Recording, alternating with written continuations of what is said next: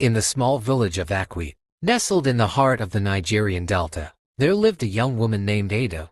She was a beautiful and ambitious girl, with a fierce determination to succeed. Ada had always been fascinated by the stories of her grandmother, who would tell tales of the ancient river goddess, Mami Wata. According to legend, Mami Wata was a powerful and mysterious deity, with the ability to control the rivers and grant wishes to those who pleased her. But the legend also warned of a terrible curse, one that would befall anyone who dared to cross Mami Wata, or disrupt the delicate balance of the river. Ada didn't believe in the curse, of course. She was a modern woman, with a scientific mind and a healthy dose of skepticism. But as she began to explore the river and its secrets, she started to realize that there was more to the legend than she had initially thought. One day, while out collecting water samples, Ada stumbled upon an ancient shrine hidden deep in the mangroves. The shrine was dedicated to Mami Wata, and Ada felt a shiver run down her spine as she approached it. Suddenly, she heard a faint whispering in her ear. "Ada, daughter of the river, I have been waiting for you." Ada spun around, but there was no one there. The whisper seemed to come from all around her, echoing off the water. "Who are you?"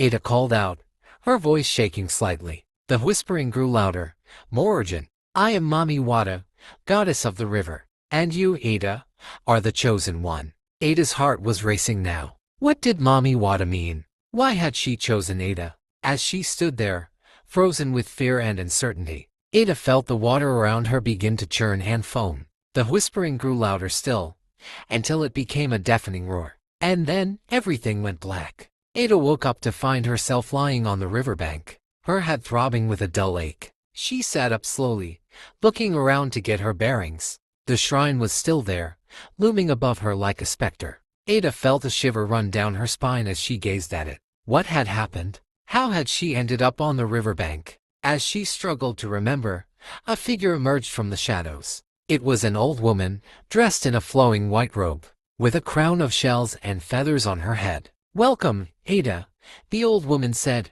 her voice low and husky. "I have been waiting for you."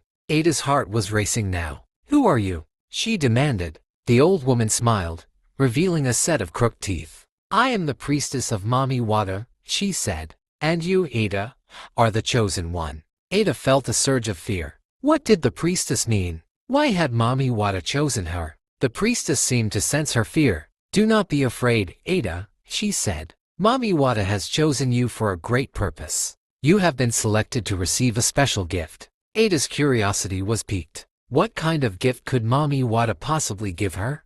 The priestess smiled again. "Come," she said. "Let me show you." Ada hesitated for a moment, but then she followed the priestess into the shrine. As they walked, the air grew thick with the scent of incense and something else, something sweet and alluring. Ada felt herself becoming dizzy, disoriented. What was happening? The priestess stopped in front of a large stone statue of Mami Wata.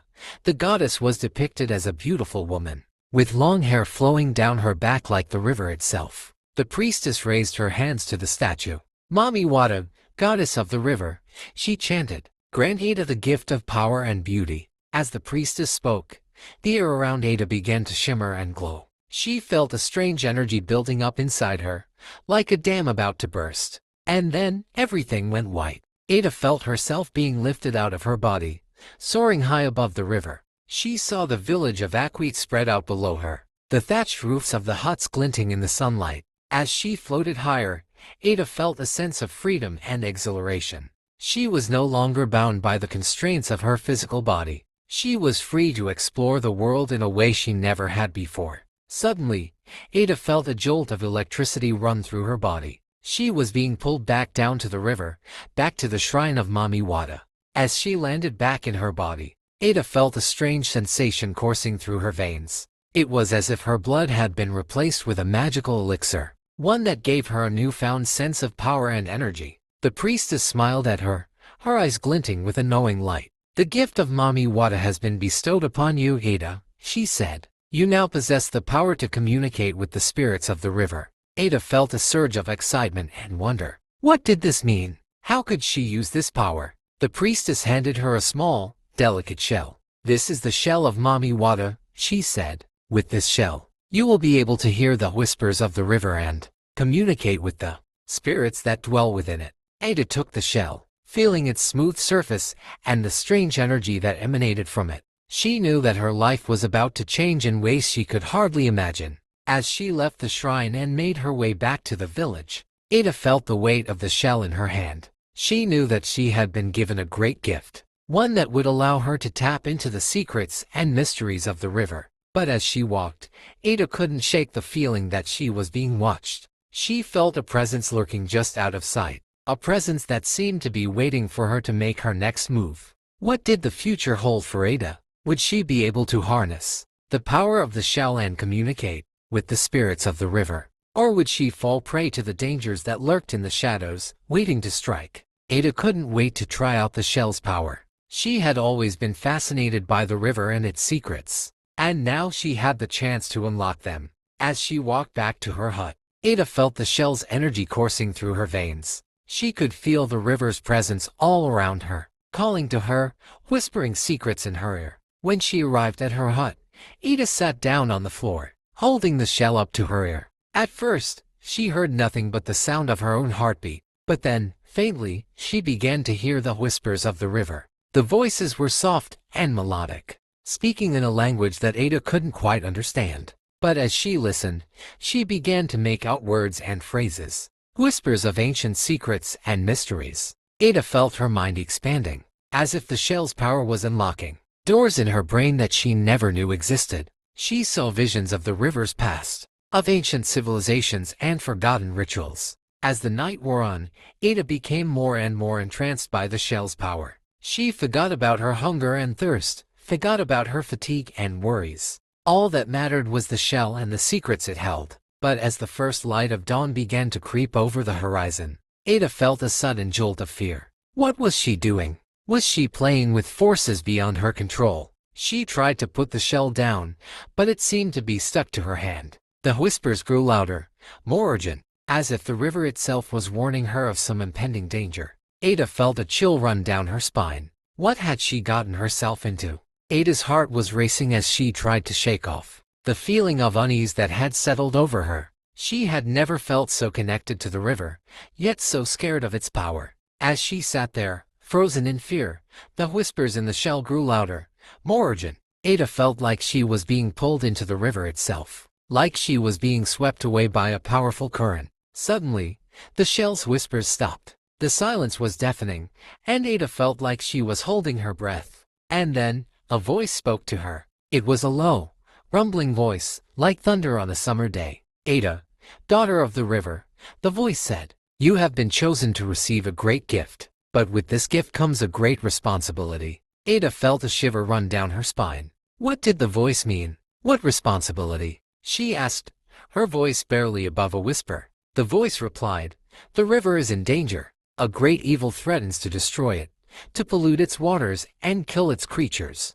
Ada felt a surge of fear. What evil could be threatening the river? What can I do? She asked, feeling a sense of determination rising up within her. The voice replied, you must find the source of the evil and stop it. You must use the power of the shell to guide you and protect you. Ada felt a sense of resolve settle over her. She knew what she had to do. She would save the river, no matter what it took. But as she stood up, ready to face whatever challenges lay ahead, Ada felt a strange sensation. It was as if the river itself was warning her, telling her that she was in grave danger. And then, everything went black. Ada's eyes fluttered open, and she found herself lying on the floor of her hut. She was disoriented and groggy, but as she sat up, she realized that something was off. The room was dimly lit, and the air was thick with an eerie, pungent scent. Ada's heart was racing, and she felt a sense of foreboding wash over her. Suddenly, visions began to flash before her eyes.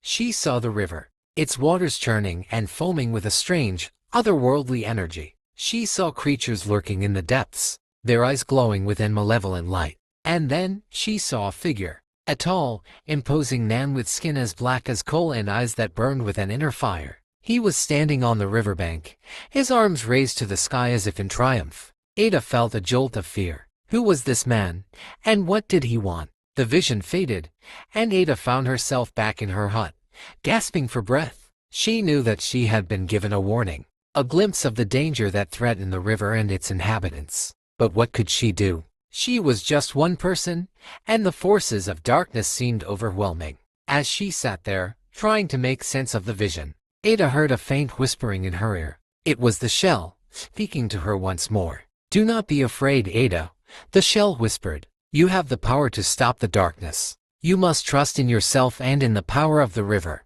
Ada took a deep breath, feeling a sense of determination rise up within her. She knew what she had to do. She would face the darkness head-on, using the power of the shell and the river to guide her. But as she stood up, ready to face whatever challenges lay ahead, Ada couldn't shake the feeling that she was being watched. The eyes of the figure in her vision seemed to be boring into her soul, and she knew that she was in grave danger. Ada knew that she had to act fast. She couldn't just sit around and wait for the darkness to come to her. She had to take the initiative, to use the power of the shell and the river to guide her. She packed a small bag and set off towards the river, determined to find the source of the evil that threatened to destroy it. As she walked, she felt the shell's power coursing through her veins, guiding her and protecting her. The journey was long and arduous, but Ada pressed on, driven by her determination to save the river. She walked for hours, the sun beating down on her, until she finally reached the riverbank. As she stood there, gazing out at the river's tranquil surface, Ada felt a sense of peace wash over her. The river was calm and serene, its waters reflecting the beauty of the surrounding landscape. But Ada knew that this peace was deceptive. She knew that beneath the surface, the river was churning and foaming with a malevolent energy. She knew that she had to be careful, to use all her wits and cunning to outsmart the forces of darkness. As she stood there, lost in thought, Ada heard a faint rustling in the bushes behind her. She spun around, her heart racing, and saw a figure emerging from the undergrowth. It was a young man, tall and lean, with skin as black as coal and eyes that sparkled with a mischievous light. He was dressed in a loincloth and carried a long, curved knife at his side. "Who are you?" Ada demanded, trying to keep her voice steady. The young man grinned, his teeth flashing white in the sunlight. "My name is Kofi," he said, "and I am here to guide you on your journey."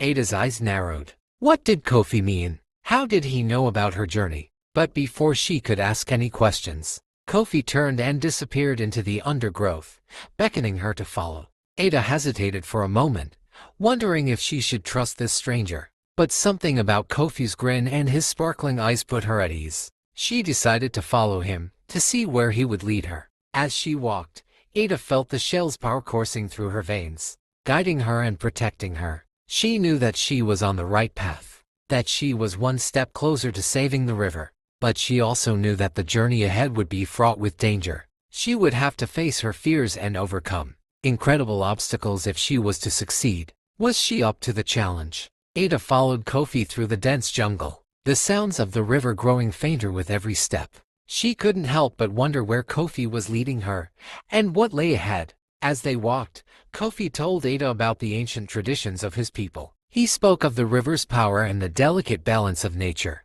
Ada listened intently, fascinated by Kofi's stories and the wisdom they held. After a while, they came to a clearing. In the center of the clearing stood an enormous tree, its trunk twisted and gnarled with age. Kofi stopped in front of the tree and turned to Ada. "This is the tree of wisdom," Kofi said, his voice filled with reverence. "Here, you will find the answers you seek." Ada looked at the tree in awe. She could feel a strange energy emanating from it, as if it held secrets and knowledge beyond her wildest dreams. Kofi smiled. "The tree of wisdom will reveal its secrets to you. But first, you must prove yourself worthy." Ada's heart skipped a beat. What did Kofi mean? What did she have to do to prove herself worthy? Kofi's grin grew wider. "You must answer the riddle of the river." Ada's mind racing, she nodded eagerly. She was ready to face whatever challenge lay ahead. Kofi spoke the riddle in a low, mysterious tone. "What can be broken, but never held?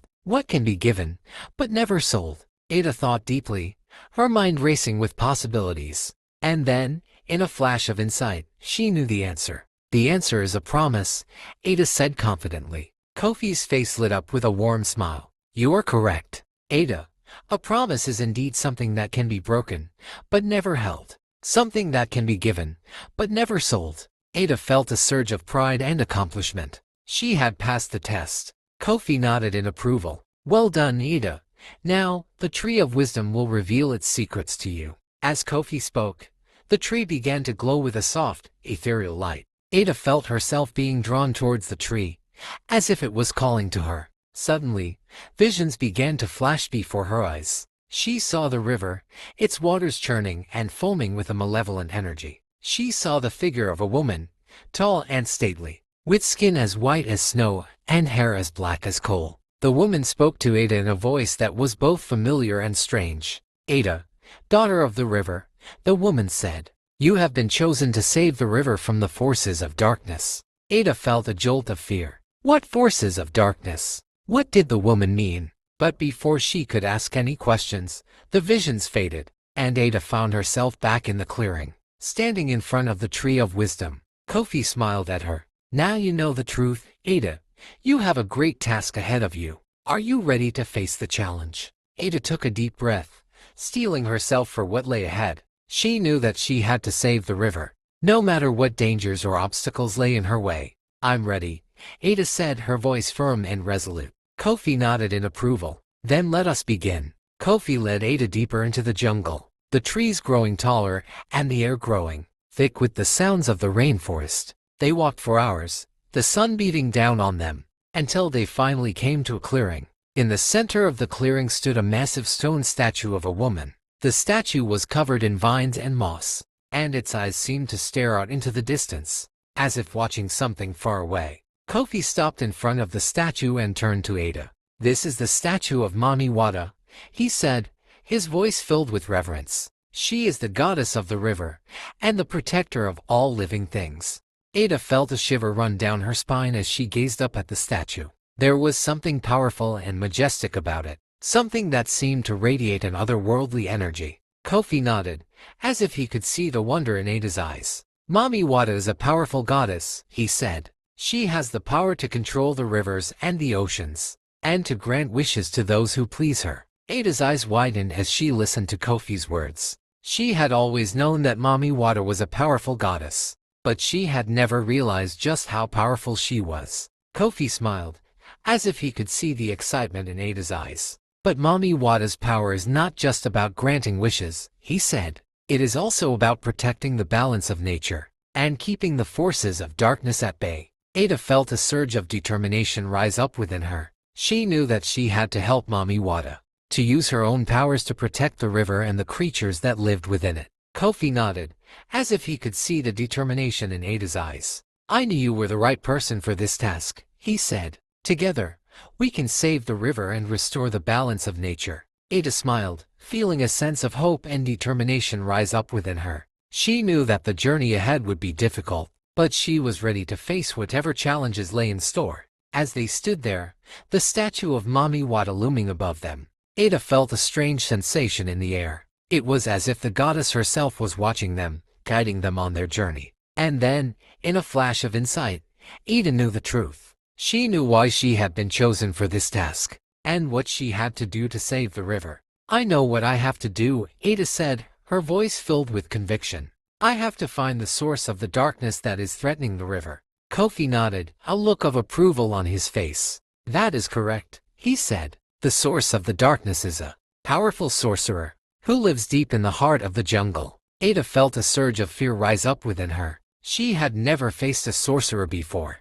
and she didn't know if she was ready for the challenge. But she knew that she had to try. She had to save the river, no matter what dangers lay ahead. I'm ready, Ada said, her voice firm and resolute. Let's go. Ada and Kofi journeyed deeper into the jungle, the air growing thick with the sounds of the rainforest. They walked for hours, the sun beating down on them, until they finally came to a clearing. In the center of the clearing stood a massive stone temple, its walls covered in vines and moss. The temple seemed to loom over them, its presence both imposing and menacing.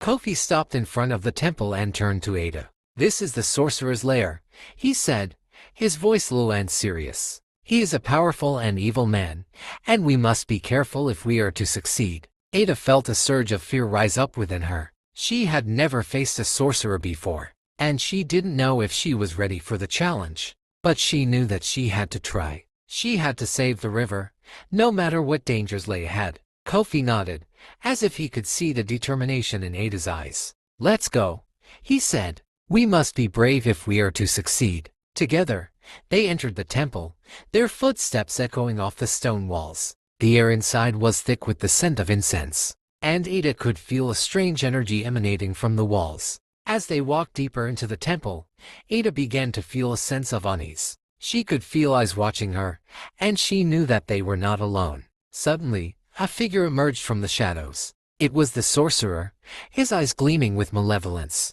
"Welcome, Ada," the sorcerer said, his voice dripping with sarcasm. "I have been expecting you. You are just in time to witness the final act of my plan." Ada felt a surge of fear rise up within her. What did the sorcerer mean? What was his plan? But before she could ask any questions, the sorcerer raised his hand, and Ada felt a strange energy wash over her. Everything went black. Ada's eyes fluttered open, and she found herself in a dark, damp chamber deep within the sorcerer's lair. She was tied to a stone slab, her wrists and ankles bound by thick ropes. The sorcerer stood over her, his eyes gleaming with malevolence. "You are just in time to witness the final act of my plan," he repeated, his voice dripping with sarcasm. Ada struggled against the ropes, but they were too tight. She was trapped. The sorcerer laughed, a cold, mirthless sound. "You are no match for me, Ada," he said. "I have the power of the dark arts at my command, and I will use it to destroy the river and everyone who depends on it."